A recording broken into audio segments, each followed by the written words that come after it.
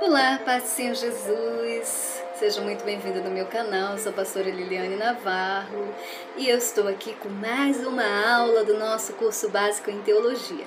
E hoje nós vamos falar sobre uma aula poderosa, uma aula maravilhosa, uma aula tremenda que se chama A Paixão de Cristo. Hoje na nossa aula de Cristologia nós vamos abranger este assunto sobre a paixão de Cristo, para que você possa entender um pouco mais o que é a paixão de Cristo, por que esse nome, o que quer dizer isso. A paixão de Cristo, ela representa o último ciclo do nosso Senhor Jesus Cristo nesta terra, E a última passagem, vamos dizer assim, a última parte, do seu ciclo de vida, aqui na nossa terra poderosa. E quando nós observamos esse nome, a paixão de Cristo, nós observamos que aqui o verbo ele está colocado, no particípio, que significa sofrer, Esse verbo ele significa sofrer, ter dor, sofrimento, E é frequentemente usado, para se referir ao sofrimento e à morte do nosso Senhor Jesus Cristo, esse verbo. Mas é nessa expressão, que nós precisamos entender, porque nós não podemos assim acreditar que essa palavra paixão ela esteja relevada, ou elevada, vamos dizer assim, a paixões humanas, a paixões carnais que nós costumamos ouvir, às vezes quando nós estamos ali em um namoro, ou alguém está interessado em você e aí diz assim, te passa uma mensagem, te liga, olha, eu estou apaixonado, eu estou apaixonada por você. Essa paixão de Cristo, ela é diferenciada, sabe? Ela é intensa, ela é profunda, ela é pura, ela é limpa, ela é aquela paixão que é capaz de dar a vida por você. E foi isso que Cristo fez por nós, Ele deu a sua vida, a sua preciosa vida na cruz do Calvário para morrer por nós, Mas precisamos entender um pouquinho mais sobre essa frase, sobre essa palavra, a paixão de Cristo, Bem, no latim, a paixão de Cristo, ela significa assim, paixão do latim é tardio, que no latim a gente falaria passion ou onis, que é o derivado de passus, no particípio, do passado, de parte, que quer dizer sofrer, que é o termo teológico cristão utilizado para descrever os eventos e os sofrimentos, físicos, espirituais e mentais do nosso Senhor Jesus Cristo, na hora da sua morte, na hora de todo aquele acontecimento, do seu julgamento, da sua execução, ali que aconteceu. Então este evento, a crucificação de Jesus, é um evento central. Ou seja, o que ele quer dizer? O que quer dizer isso, um evento central? Ele é fundamental, ele é necessário.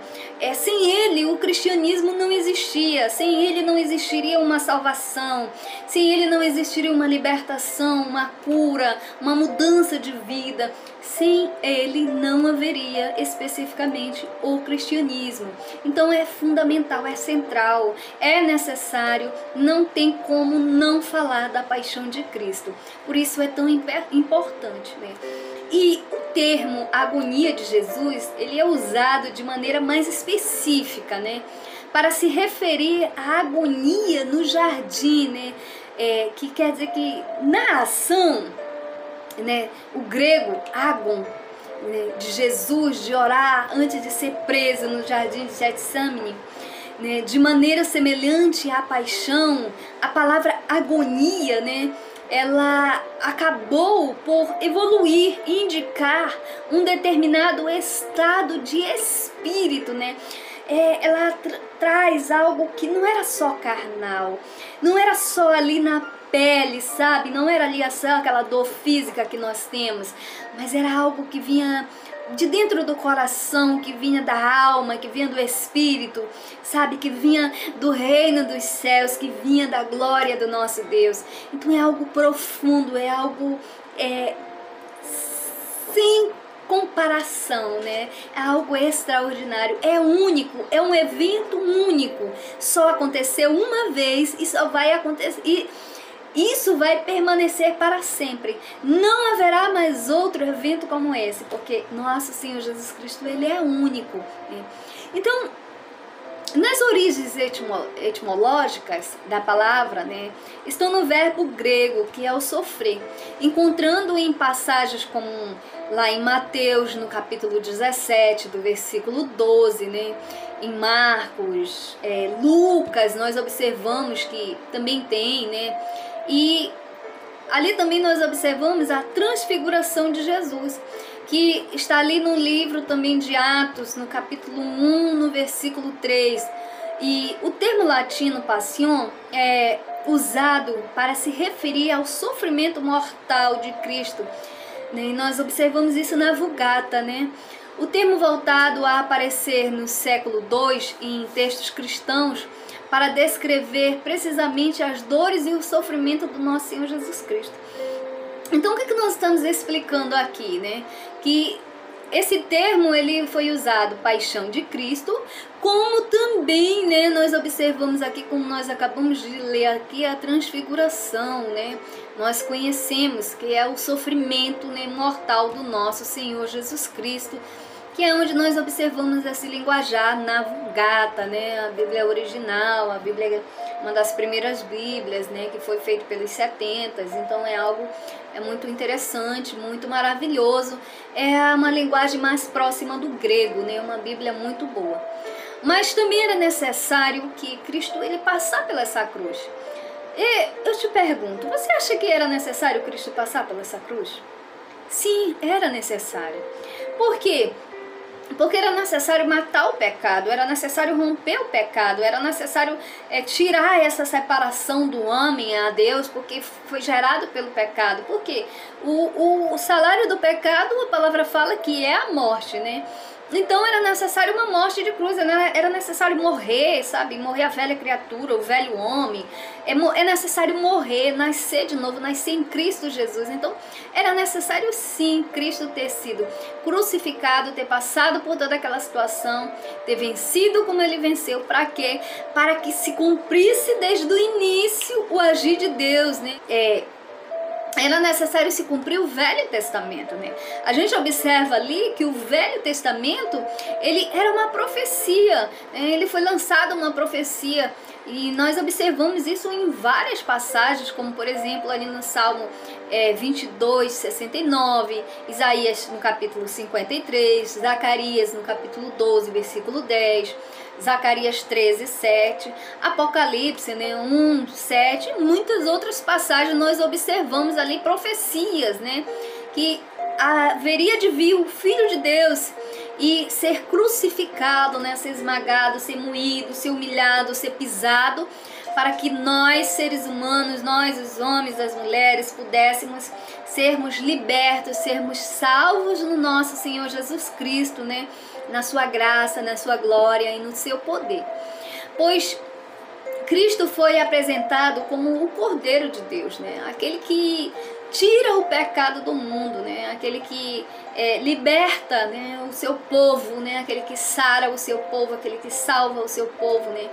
E nós confirmamos isso na sua palavra. Eu te convido a você pegar a sua Bíblia em casa, você ler, porque eu não posso colocar aqui todos os versículos, porque vai ficar muito extenso o vídeo, você não vai conseguir assistir. Então você pode assistir o vídeo, você pode pegar uma caneta, copiar os versículos que eu estou colocando aqui para você, para confirmar o que eu estou lhe ensinando. E aí depois você pega a sua Bíblia e você começa a ler para você aprender e você até ficar preparado, né? Como algumas passagens que referem-se a esse cordeiro, né, o cordeiro de Deus que tira o pecado do mundo. Ali nós observamos em João, no capítulo 3, versículo 14 ao 16, João de 6 a 51, João 10, 11, né, e João 11 e também João 11, 49. Nós observamos ali essas passagens, né, que relatam sobre o Cordeiro de Deus, né. Mas como é que nós podemos ver dessa maneira também? Bem, como você entende a finalidade e o mistério da cruz? Bem, era necessário romper o pecado do mundo, né? Extremamente necessário para a união filial de Deus com o homem. É um plano perfeito de Deus, como diz lá em Romanos, no capítulo 8, no versículo 28 ao 30. Então foi necessário o quê? Cristo, ele precisava, né, ser entregue na cruz, pois foi o próprio Deus que entregou o seu Filho, né, nas mãos dos pecadores, né. Você observa essa passagem lá em Mateus, no capítulo 26, no versículo 45, né, você observa que Deus, ele entregou o seu próprio Filho na mão dos pecadores, né. Por quê? Porque Deus, ele amou o mundo de uma tal maneira, né, para que ele enviou o seu Filho, né, o nosso Senhor Jesus Cristo, para morrer por nós, né, para nos salvar, né, nos libertar dos nossos pecados, né, das nossas falhas, da nossa dificuldade. Então o processo, ele é semelhante ao que acontecia lá no Antigo Testamento, onde o Cordeiro, ele era o que? Ele era sacrificado, né, em expiação dos nossos pecados. E como a gente observa também na palavra do Senhor que diz, né, assim também como o Senhor livrou o seu povo do anjo da morte, ou seja, ele não deixou o seu povo ser atingido pelo anjo da morte, e foi dada a seguinte recomendação. Então ali quando Deus, o coração de Faraó estava endurecido, porque o próprio Deus endureceu. Por quê? Por que Deus endureceu o coração de Faraó, né? Nós entendemos, quando nós lemos nessa passagem, nós observamos o quê? Que no Egito, eles não conheciam o verdadeiro Deus, né? O Deus criador dos céus e da terra, o Deus que tinha feito todas as coisas, o Deus que criou o homem, né? O Deus que era dono e é dono de todas as riquezas. Mas no Egito tinha um Deus para cada tipo de coisa. Tinha o Deus da água, tinha o Deus do fogo, tinha o sol, que era o Deus sol, tinha um Deus para tudo, né? Tinha um Deus para certos bichos, era um Deus para tudo. Precisava endurecer o coração de Faraó, tanto para trabalhar na vida de Faraó e mostrar que ele era o único Deus, quanto para aquele povo viesse a entender que ele era o verdadeiro Deus, e que não tinha um Deus da água, um Deus do sol, um Deus da chuva, um Deus do fogo. Então é tanto que nós observamos, né, na passagem, quando as 10 pragas acontecem, de cada uma surgiu uma praga. Por exemplo, a água, ela se transformou em sangue. Então Deus mostrou que aquele Deus que eles diziam que era o Deus da água, ele não podia fazer nada contra o poder do verdadeiro Deus. Ele não podia agir contra o poder do verdadeiro Deus. E ali ele mostrou que realmente não existia um Deus naquela água, mas que havia um único Deus que era dono de todas as coisas. E assim o Senhor foi mostrando o Deus da colheita, né? Ali quando ele manda os gafanhotos e aquele Deus não resolveu aquela situação. E Deus, ele foi mudando, e até que chegou na hora que Deus, que esse é um vídeo que nós temos que ir para uma outra parte, um outro vídeo, porque senão nós vamos prolongar muito, porque o nosso objetivo aqui é a paixão de Cristo. Então quando acontece ali a última praga, que é a do primogênito, que todo primogênito ia ser morto, o que Deus faz? Deus envia o anjo da morte. Só que Deus entendia que não era só o povo do Egito, ou Faraó, que tinha um primogênito, mas também o povo dele, o povo hebreu.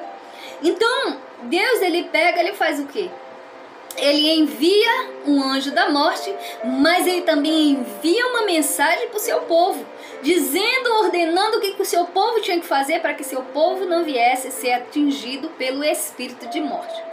E lá na passagem a gente observa que a palavra do Senhor, ela diz assim, ó: no 10º dia deste mês, cada um tome um cordeiro por sua família, e guardareis até o dia 14 deste mês. Então, ao cair da tarde, toda a comunidade de Israel o imolará. Tomarão de seu sangue e o passarão sobre os 2 marcos e sobre a travessa da porta das casas onde comerem. Nesta noite eu passarei pela terra do Egito e matarei todos os primogênitos da terra do Egito, tanto as pessoas como dos animais, e executarei a minha sentença contra todos os deuses do Egito. Eu, Javé, o sangue vos servirá de sinal nas casas onde estiverdes, e eu verei o sangue e passarei adiante, e não haverá para vós o flagelo de morte. Quando eu ferir a terra do Egito, esse dia será para vós um memorial, e o celebrareis como uma festa de honra de Javé, de geração em geração, como instituição perpétua da minha vontade. Aleluia. Então você observa essa passagem lá no livro de Êxodo, no capítulo 12, do versículo 3 ao 14.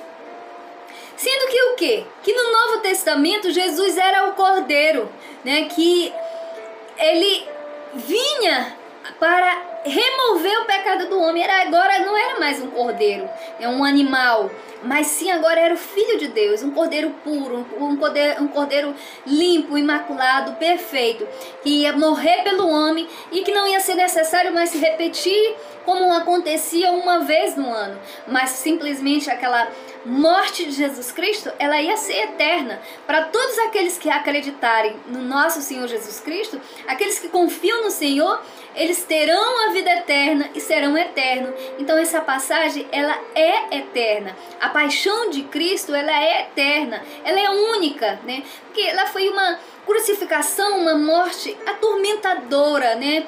Prescrita pela lei romana para aqueles que eram cidadãos romanos. Então o que nós entendemos aqui?